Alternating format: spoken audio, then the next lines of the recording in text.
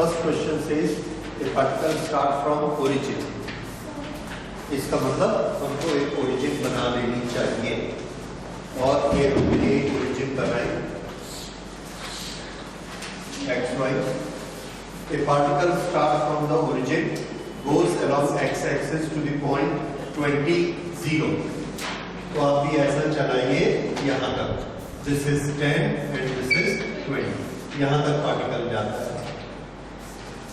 And then return along the same line to the point -20, 0। ये यहाँ से ऐसा वापस आता है and this is -10, -20, -20, 0 तक वापस आया। The distance and displacement of the particle during the trip। क्या क्या निकालना है हमको?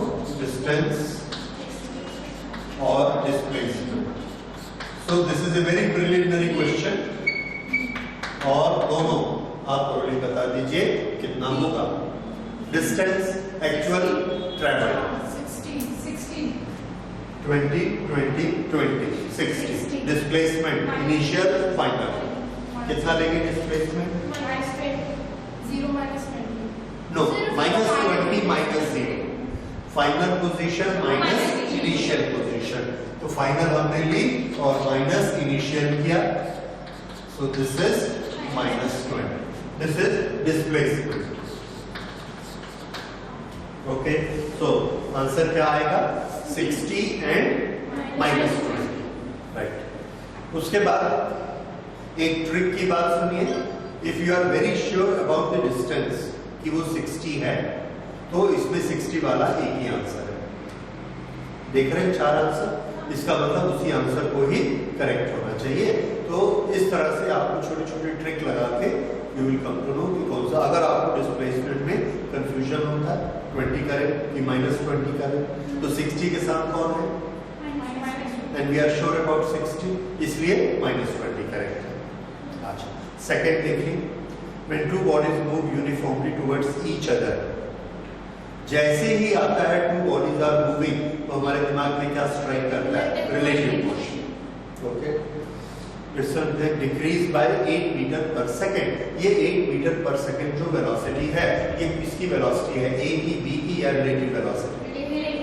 क्योंकि लिखा है their distance between them is decreasing। तो एक डिस्टेंस शब्द से कंफ्यूज नहीं होना है। Distance decrease means velocity. दूसरा, हमेशा यूनिट पे ध्यान दीजिए, यूनिट क्या लिखा है? हाँ, और मीटर पर सेकंड किसकी होती है? वेलोसिटी की, डिस्टेंस की नहीं होती। इसलिए ये पक्का है कि ये वेलोसिटी है। और किसकी वेलोसिटी है? रिलेटिव वेलोसिटी, क्योंकि दोनों मूव कर रहे हैं। अच्छा, if both bodies move in the same direction with different speeds, then the distance decrease by 2 meter per second। तो ये भी क्या है? Relative velocity. अब एक बार रिलेटिव वेलोसिटी दी है जब दोनों एक दूसरे की तरफ जाते हैं, ए और B, they move towards each other. A B, इसकी वेलोसिटी है ba, इसकी वेलोसिटी है bb and the distance decrease by 8 meter per second. तो 8 मीटर पर सेकंड क्या है? Relative velocity of b with respect to a, और इसको हम क्या कहते हैं? bab, velocity of a with respect to b, and this will be va minus bb this when they are moving towards each other. Okay, तो va minus vb when they move towards each other तो इनके magnitude का क्या होता है? Okay, फिर से देखिए, va माइनस vb, अभी va इधर है और vb इधर है ऐसे, so this will be va minus vb, so this is equal to va plus vb, और इसकी वैल्यू हमको कितनी दी गई है? 8। जब भी कोई दो चीजें ऐसे चलती हैं तो थंब रूल है, दोनों की वेलोसिटी ऐड हो जाएगी। उसी तरह से now one is moving in this direction, other is moving in this direction, va and this is vb, तो रिलेटिव वेलोसिटी कितनी हो जाएगी? va माइनस vb, दोनों पॉजिटिव हैं। सो इसकी वैल्यू हमको दी गई है, this is equal to 2। So now you know, दोनों को ऐड कर देंगे तो 5 आ जाएगा और 8 माइनस 2 6 3 आ जाएगा, 5 and 3. तो VA is equal to 5 और VB is equal to 3.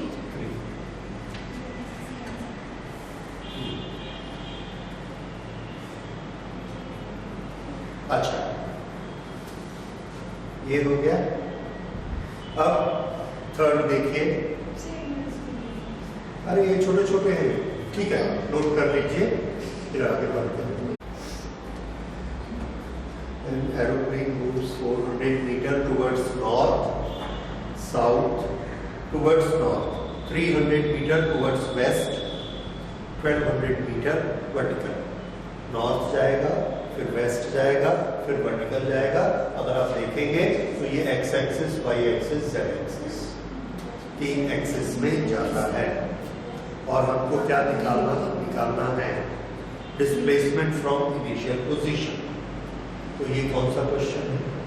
Displacement. जब एक्स वाई जेड कोऑर्डिनेट दिए हो तो डिस्प्लेसमेंट कैसे निकालते हैं?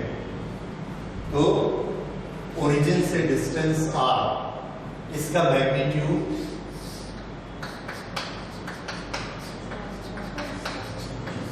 इसके बराबर होता है. बस इस कमरे से यहां से हम ऐसे लेंगे तो x y z, x square plus Y square plus Z, ये मिलाकर क्या हो गया? r square. इससे आप इसकी वैल्यू निकालेंगे और x y z ये तीनों को दिए गए हैं 400, 300, 1200. So this is 400, one is 300 and one is 1200.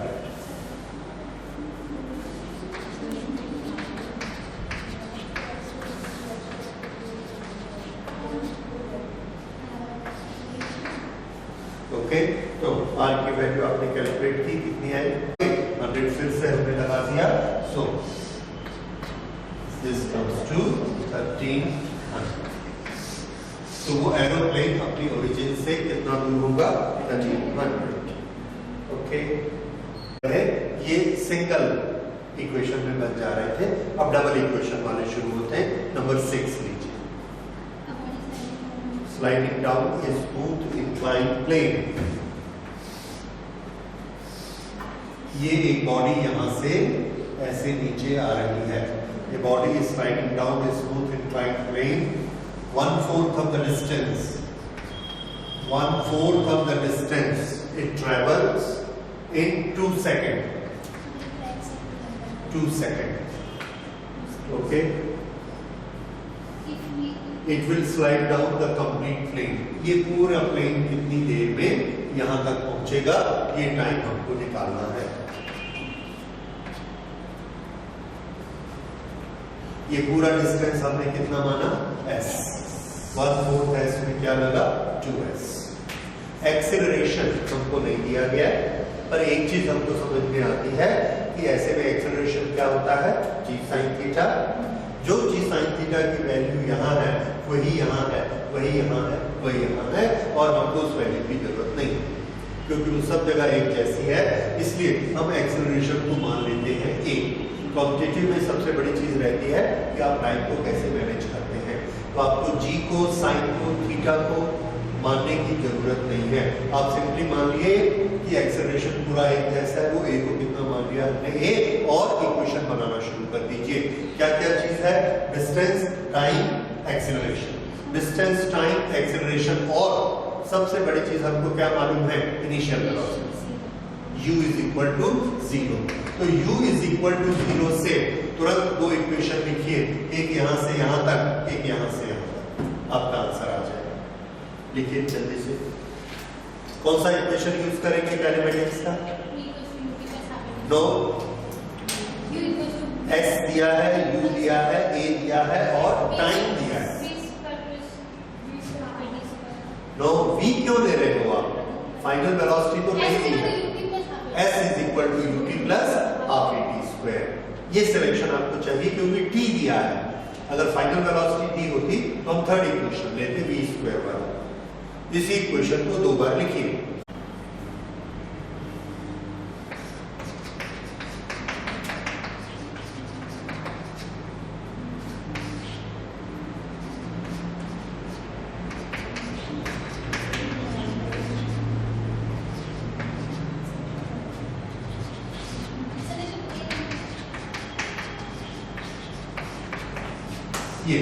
ये दो इक्वेशन बन गया, डिवाइड कर दीजिए, टी की वैल्यू है, ठीक है। कितना है? t is equal to 4. That's all. तो इसमें जैसे ही आप क्वेश्चन पढ़ेंगे दो चीजें नोट करिए कि निकालना क्या है और दिया हुआ क्या है। तो निकालना क्या है? टाइम। दिया हुआ क्या है इसमें? डिस्टेंस, हाँ डिस्टेंस, टाइम, ये हमको दिया है। इनिशियल वेलोसिटी अगर नहीं दिया हुआ तो छिपा हुआ है, वो भी हमको मालूम है, u इज इक्वल टू 0। तो ये सारी क्वांटिटी अगर आप जॉट डाउन करेंगे तो आप देखेंगे this gives you a relation s is equal to ut plus half at square. उसके लिए सफिशिएंट डाटा हमारे पास है, इसलिए हमने उससे इसको बनाया। अब नेक्स्ट क्वेश्चन लेते हैं। हाँ जी, इधर देखिए, ये एक इंक्लाइन है a टू b और इसकी शेप हमको दी गई है। इसमें क्या स्पेशलिटी है? वर्टिकल के साथ कितना एंगल बनाता है? थीटा। अगर ये वर्टिकल लाइन खींची गई है तो एक चीज आपको तुरंत स्ट्राइक करनी चाहिए, दैट दिस इज डायमीटर, ठीक है, डायमीटर है और ये एंगल थीटा है। ये एंगल कितना होगा? हाफ सर्कल में बनने वाला एंगल 90 डिग्री होता है, ये 90 होगा। ओके, अब ए से बी तक का टाइम हमसे पूछा गया है और टर्म्स क्या क्या है, किस भाषा में पूछा गया है।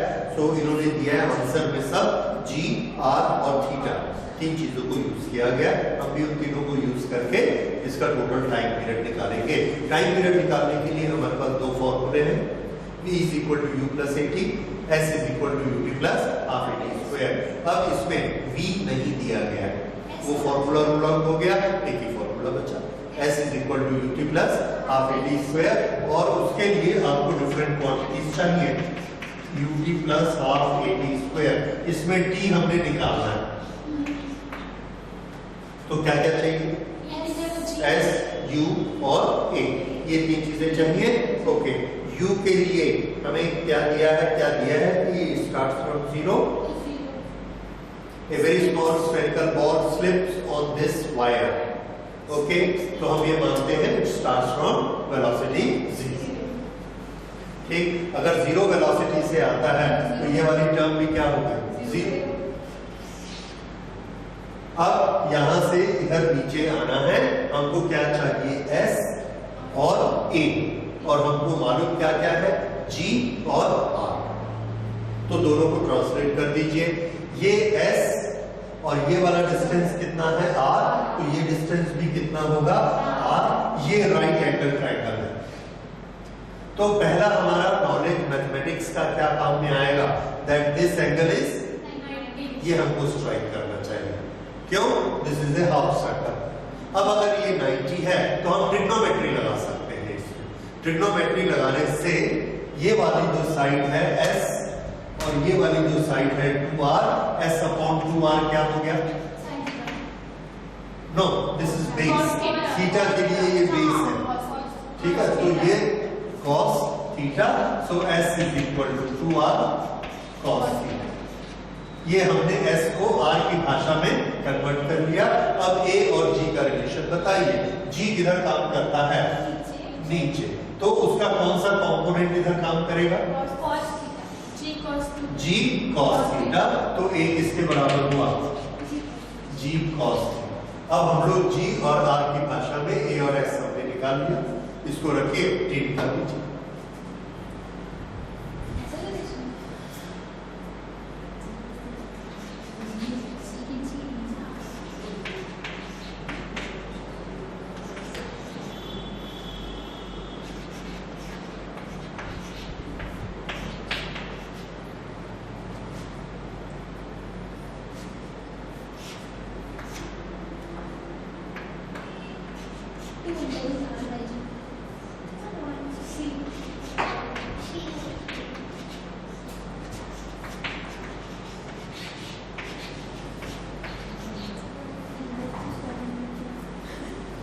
क्या ऐसा कोई ऑप्शन है? Yes, 2√r/. ये वीटी ग्राफ में हमको डिस्प्लेसमेंट निकालना है। वीटी ग्राफ में डिस्प्लेसमेंट किससे निकालते हैं? एरिया। किससे निकाला जाता है? एरिया। तो याद रखिए वीटी ग्राफ में डिस्प्लेसमेंट डिस्प्लेसमेंट एरिया से निकलेगा, और अगर डिस्प्लेसमेंट शब्द आया है तो आप उस एरिया को विद साइन लेंगे, और अगर डिस्टेंस शब्द आया है तो विदाउट साइन। इसका ये मतलब इसमें आपको प्लस और माइनस भी लेना है। और एरिया अब किसका निकालेंगे, तो ये रहा this under the graph, under the graph, under the graph. ये तीन एरियाज हमको चाहिए। शेप को देखकर, एक्स और वाई कोऑर्डिनेट को देखकर आप एरिया निकाल सकते हैं।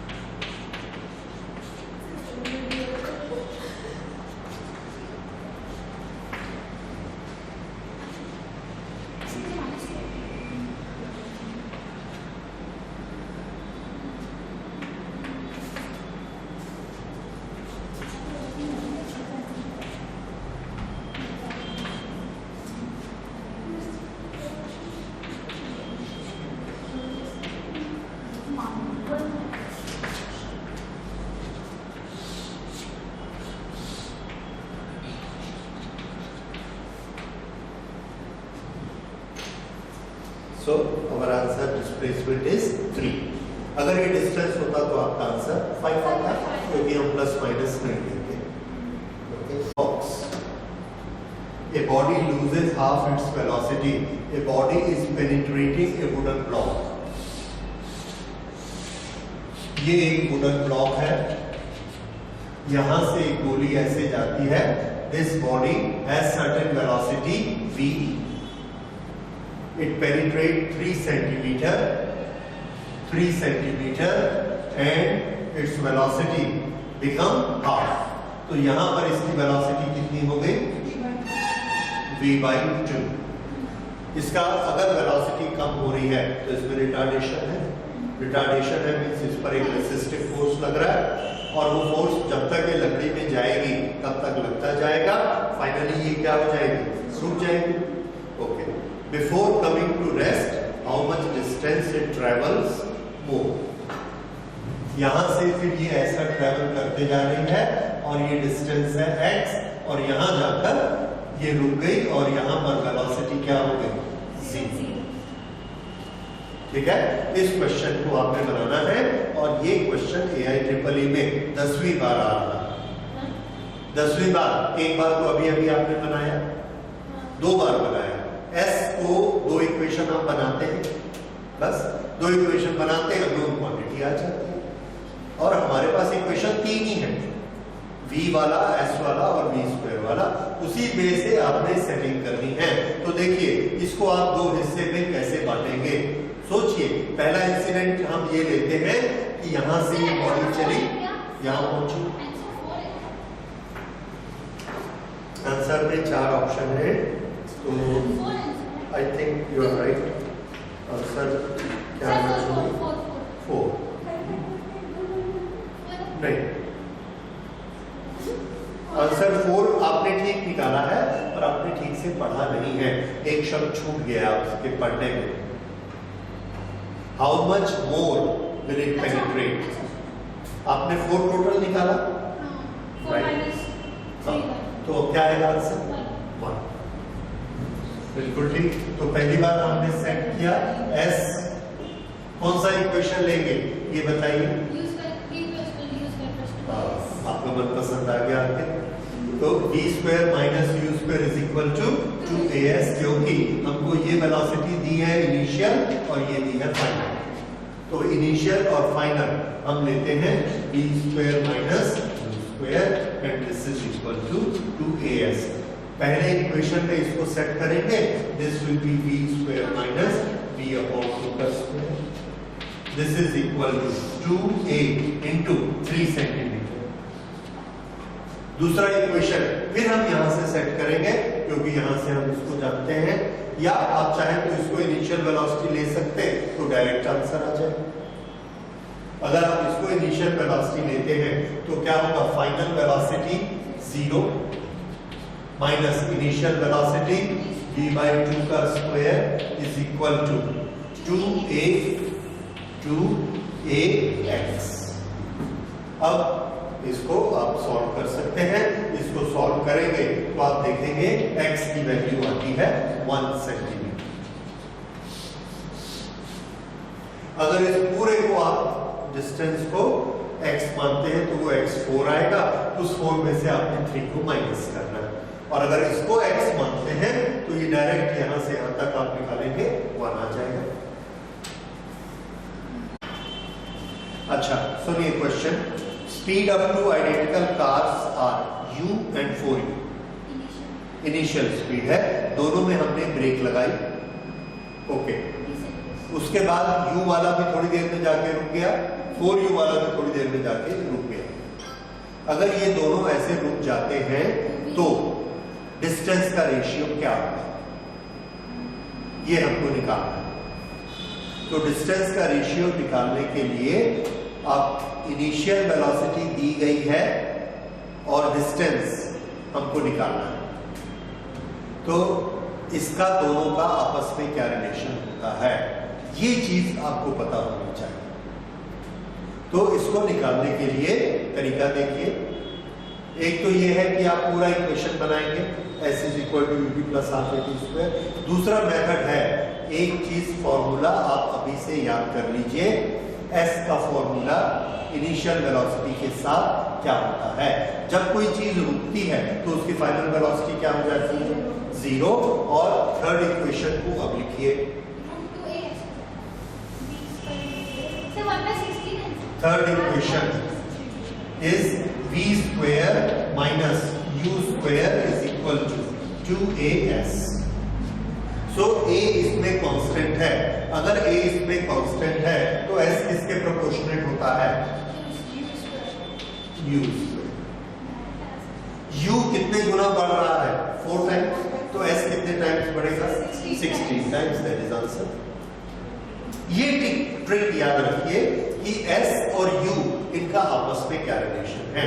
तो आंसर क्या है, s और u, s is proportional to u square, क्योंकि a कांस्टेंट है।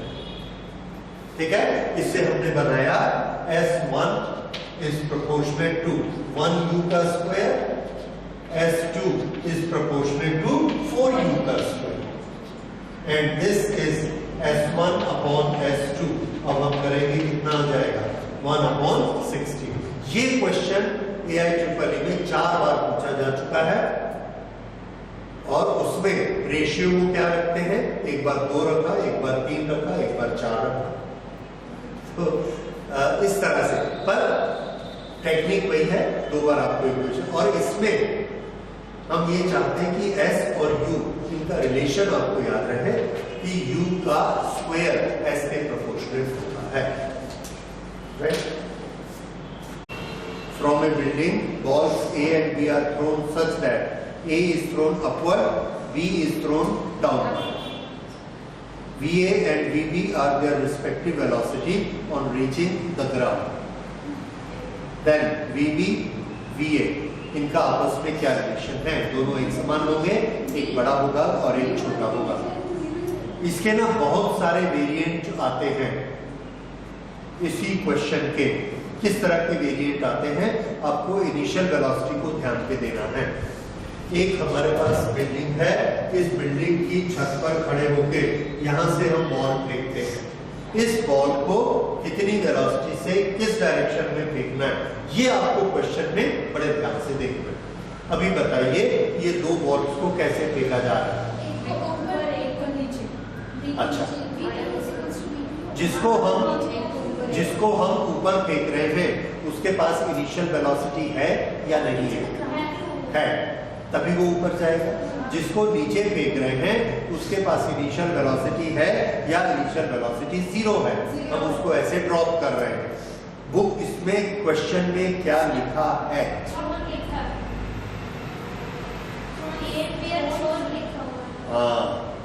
देखिए शब्द है थ्रो और ड्रॉप।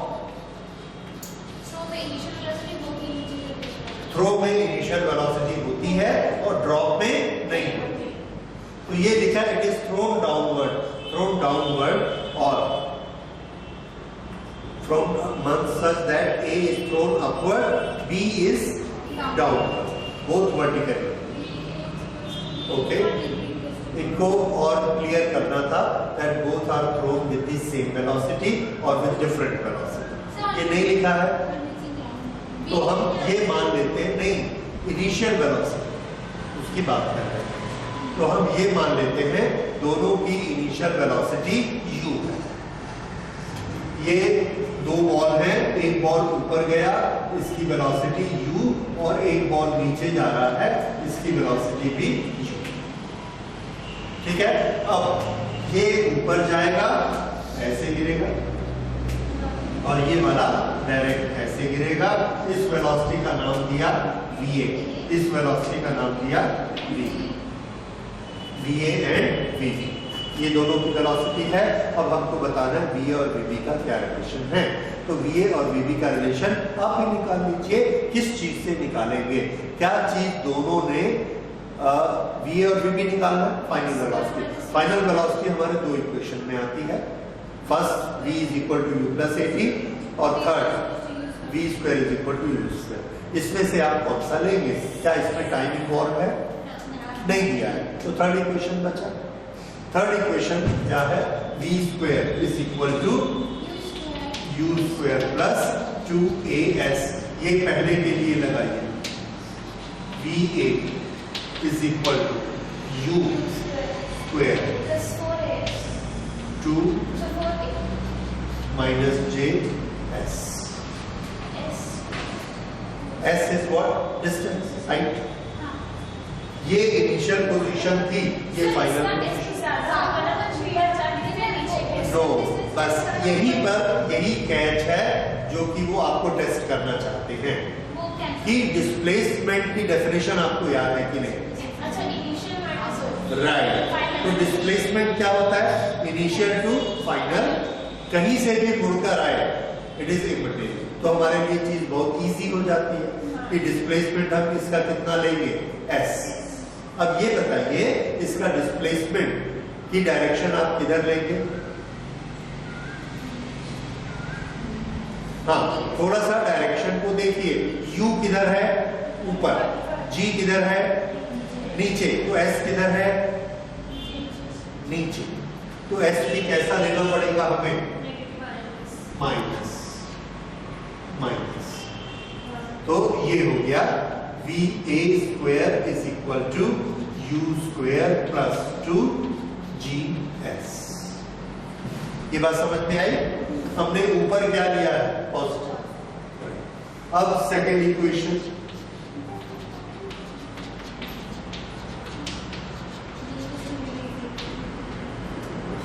सेकेंड में u वही है, g को सिंपल प्लस g लेना है और s को प्लस x लेना है। तो क्या आया, u स्क्वायर प्लस 2gs। तो आंसर क्या आया, va is equal to v।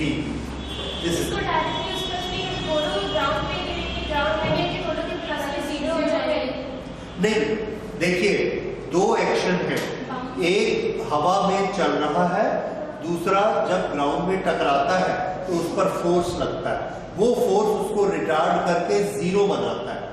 तो ये दूसरे एक्शन का एंड क्या है, जीरो।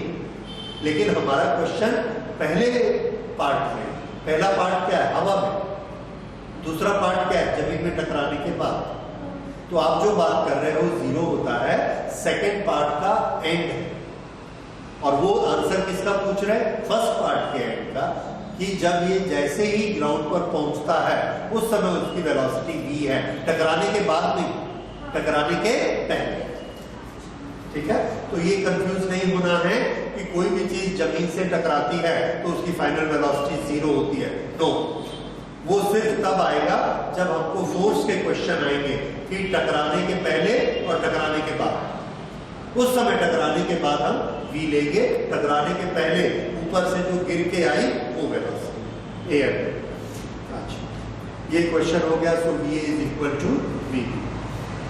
अब नेक्स्ट लेते हैं। नेक्स्ट क्वेश्चन जो है दैट इज नंबर 4। इसको आप ओरल बनाएंगे, कुछ लिखने की जरूरत नहीं है। Car is moving with speed 50, it can be stopped with a distance 6 meter. Same car is moving speed of 100, तो स्टॉपिंग डिस्टेंस कितना होगा? तो स्पीड कितने गुना बढ़ गई है? How many times? 50 किलोमीटर से 100 किलोमीटर, कितने टाइम्स? 2 टाइम्स। तो S कितने टाइम्स बढ़ेगा? That is answer. यस। तो आप देखिए 2003 में ये क्वेश्चन आया, पहले 2002 में आया था, तो ये फॉर्मूला काफी पॉपुलर है। अच्छा, अब इसके बाद नेक्स्ट क्वेश्चन लीजिए number 5।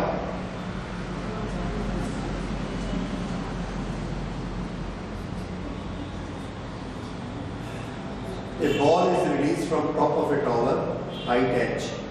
It takes t second to reach the ground. फिर से देखते हैं, ड्रॉप किया या थ्रो किया। It is released. Released means drop. U क्या लेना? 0. What is the position of the ball in t/3 second? Total height कितनी है? h। तो h की लैंग्वेज में आपको निकालना है कि कितनी हाइट आएगी। h को कवर करने में कितनी देर लगती है? t second. t सेकंड में h डिस्टेंस ट्रेवल करता है, तो आपको t/3 सेकंड में निकालना है।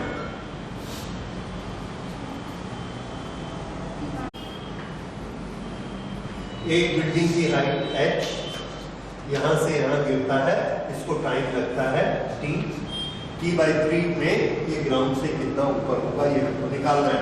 कौन कौन सी क्वांटिटीज इन्वॉल्व है? डिस्टेंस, टाइम और एक्सेलरेशन g। तो कौन सा इक्वेशन है? Second equation, that is s is equal to ut plus half at square. Okay, तो ये s हमने लिया h is equal to 0 plus half t square. This is equation 1। Second equation में हमने यहां से गिराया और जहां पर आया t/3 सेकंड में उस डिस्टेंस को मान लिया x। तो x का इक्वेशन क्या होगा? Again starting velocity 0 plus half g, और अब t कितना लेना है? t/3 का स्क्वायर। ये अब आप देखिए x की वैल्यू निकालिए।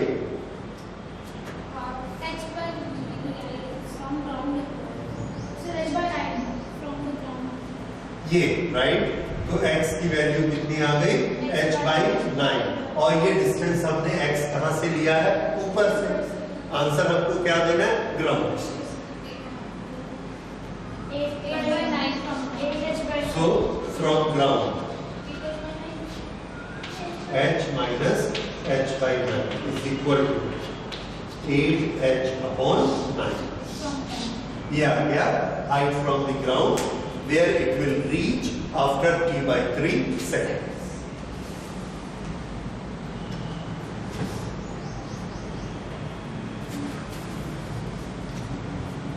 This is the equation of a motion.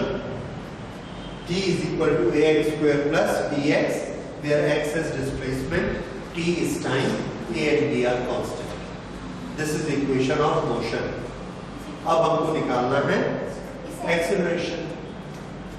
तो हमसे पूछा गया है द एक्सीलरेशन वैल्यू निकालिए। Distance x is t। नीचे इन्होंने जो ऑप्शन हमको दिए हैं उसमें दिया है 2avq 2av square bv square bv cube, इस तरह से। तो v क्या है उसमें? Yes, v is velocity। तो हमको ऑप्शन दिए गए हैं -2a v cube 2a v square -2a v square and 2v। ये 4 ऑप्शन हैं। फिर से this is the equation of a motion, then what will be the acceleration of this body? This is time and this is distance.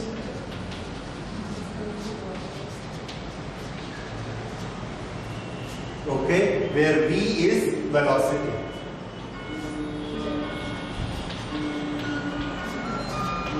Velocity.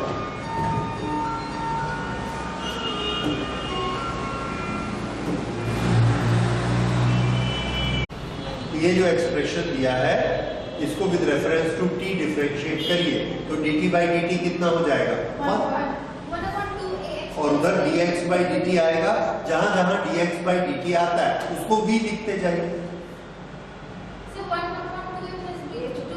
yes v is equal to 1 upon 2ax plus b ये आ गया v की value अब उसको differentiate करिए dv by dt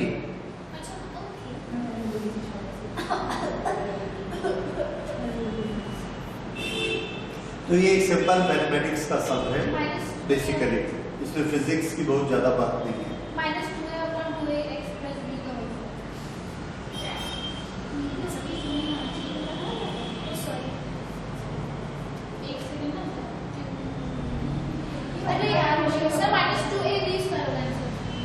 -2a -2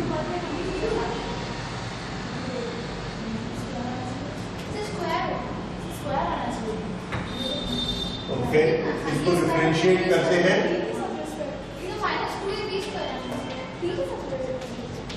जी नहीं एक step आप भूल रहे हैं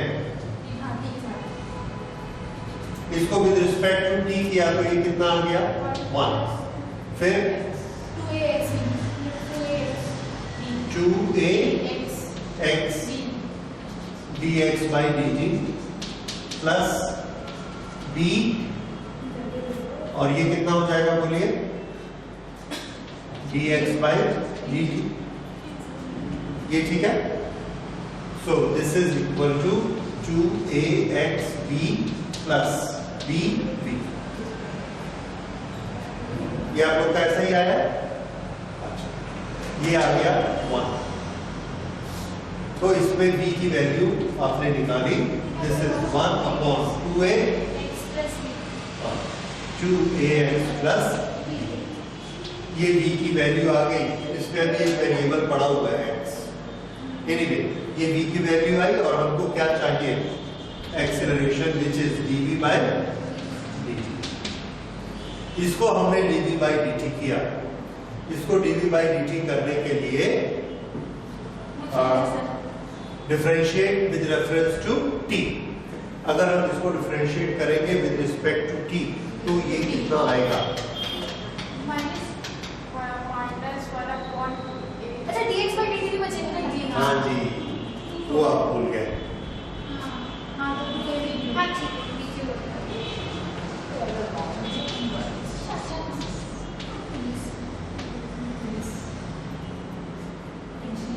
d by g तो अब हम इसको करेंगे this will B minus 2ax plus b upon 2ax plus b minus 2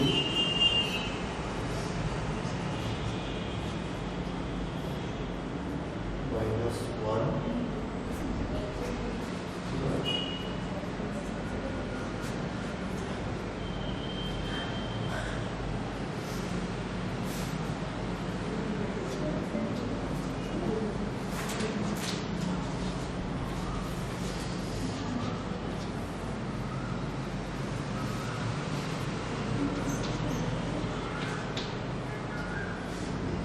okay तो b की वैल्यू कितनी आ गई इसमें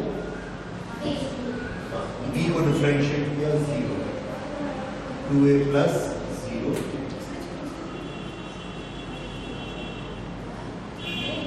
सो दिस इज ऐसे वो माइनस में होगा नीचे है तो हाँ वो प्लस प्लस होगा प्लस ये नहीं नीचे वाला 2a नीचे हाँ नीचे आ गया हाँ तो प्लस नीचे आ गया तो प्लस हो जाएगा फिर ऊपर जाएगा तो माइनस हो जाएगा ओके, तो अब ये कितना आ गया? -2a v to the power dx by dt को पुट कर देंगे what you will है ना a से dx by dt 1/2a x dx by dt भी है और 1/2 dx by dt is equal to 1/2a x plus b b है ना dx by dt तो dx by dt is equal to v, तो इसको हम v लिखेंगे। और नीचे वाले में जो b स्क्वायर है b square x plus b है ना तो 1/2 b हो जाएगा नीचे वाला 1/b to the power 2 हो जाएगा 1/2a x plus b equals to b है ना। अगर ये v होगा और नीचे वाला क्या होगा? 1/b to the power 2 सब वो b ओ, ये 1/v है, right. So this will B v upon 1/v to the power 2, तो ये आ जाएगा dq और सामने में -2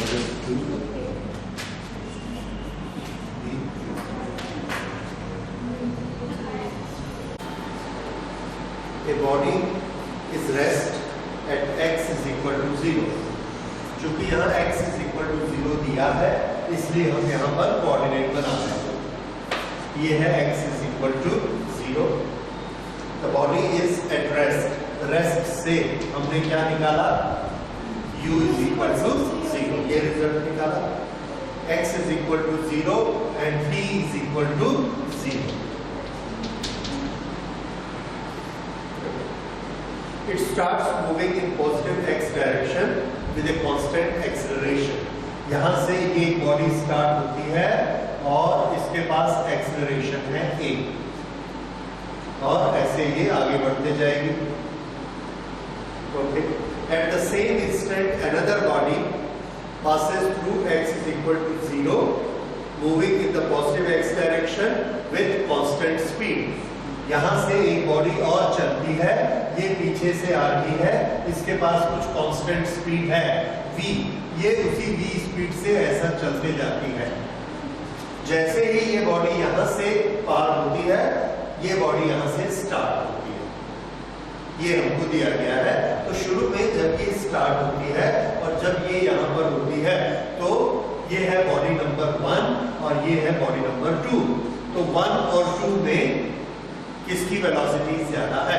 एट द स्टार्ट 2 की वेलोसिटी ज्यादा है, तो आगे कौन जाएगा? इसके बाद ये दिया है the position of the first body is given by x1 and position of the second body is given by x2. x1 और x2 इस तरह से इसके कोऑर्डिनेट चेंज होते हैं। Which of the following graph correctly describe x1 minus x2 as a function of time? यहाँ पर हमको 4 ग्राफ दिए हैं जो कि x1 minus x2 और t के बीच में है। हमको बताना है कि इसमें से कौन सा, तो आप कैसे डिसाइड करेंगे कि कौन सा ग्राफ ठीक है? इसमें y एक्सिस पर क्या दिया है? x1 minus x2 और x एक्सिस पे टाइम। अब यहाँ से शुरू करते हैं। एक इंस्टेंट के बाद जब ये x1 यहाँ पर आएगा, ये x2 आगे जाएगा, तो बड़ा कौन होगा? x2 बड़ा है तो x1 minus x2 negative quantity की पॉजिटिव नेगेटिव। उससे हमने ये पकड़ा कि शुरू में जैसे ही टाइम बढ़ेगा ग्राफ किधर बढ़ना चाहिए? नेगेटिव। और x1 minus x2 इधर है, इसका नेगेटिव नीचे है, तो इसी में ही आ जाए।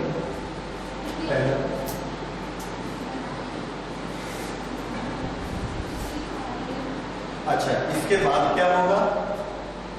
इसकी स्पीड बढ़ती जाएगी, इसकी स्पीड बढ़ते बढ़ते इससे ज्यादा हो जाएगी, ज्यादा होगी तो एक टाइम ऐसा आएगा जब दोनों एक दूसरे के बराबर आ जाए। ये तो एक ही स्पीड से चल रहा है और इसकी स्पीड बढ़ते जाती है।